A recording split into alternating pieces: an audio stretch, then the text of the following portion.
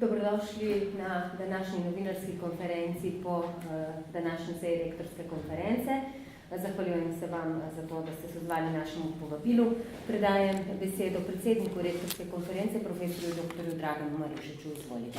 Lepo pozdravljeni na novinarski konferenci. Današnja seja, peta v tem sklicu, je imela kar nekaj točk, pa bomo omenili samo najbolj pomembne.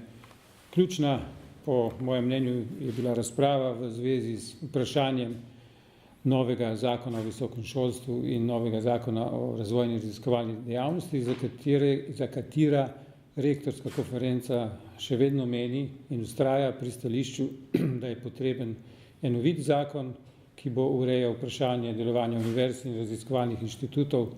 V tem smislu smo dali tudi ustrezna navodila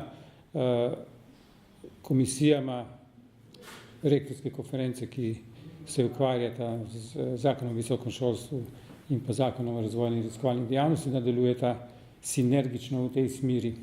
Predvsem pa smo izpostavili dejstvo, da je v ustavi zapisana avtonomija univerz in je to treba upoštevati tudi pri pripravi tega enovitega zakona, ki naj bo v tem smislu čim krajši in čim manj določujoč, samo tiste bistvene okvire, vse ostalo pa naj se rešuje v podzakonskih aktih.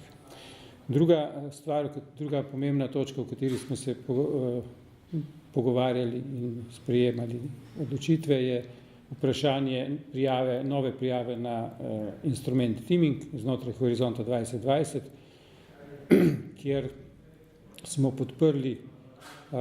zavzeli stališče, da podpiramo vse prijave, ki bodo šle iz Slovenije.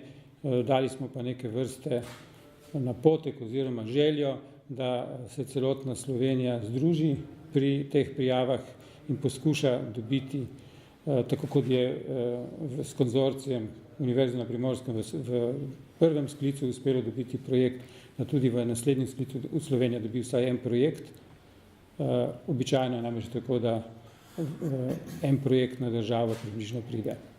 In tretja, mogoče zadnja točka, ki bi jo izpostavil, je vprašanje zaposlovanja zdravnikov in usklajevanja dejstva, da na univerzitetnih kliničnih centrih so ljudje zaposleni tako v funkciji visokošolskega učitelja kot zdravnika in da je pri regulaciji tega potrebna sodelovanje tudi ministrstva, našega resornega ministrstva in seveda tudi obeh univerz, ki imata študij medicine.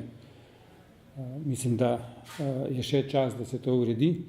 Zdaj pa morda, če želita še kolega rektorja Ljubljanske in Mariborske univerze kaj povedati, dopolniti pri tej točki ali kakšnih drugih, pa prosim. Ne, hvala lepa.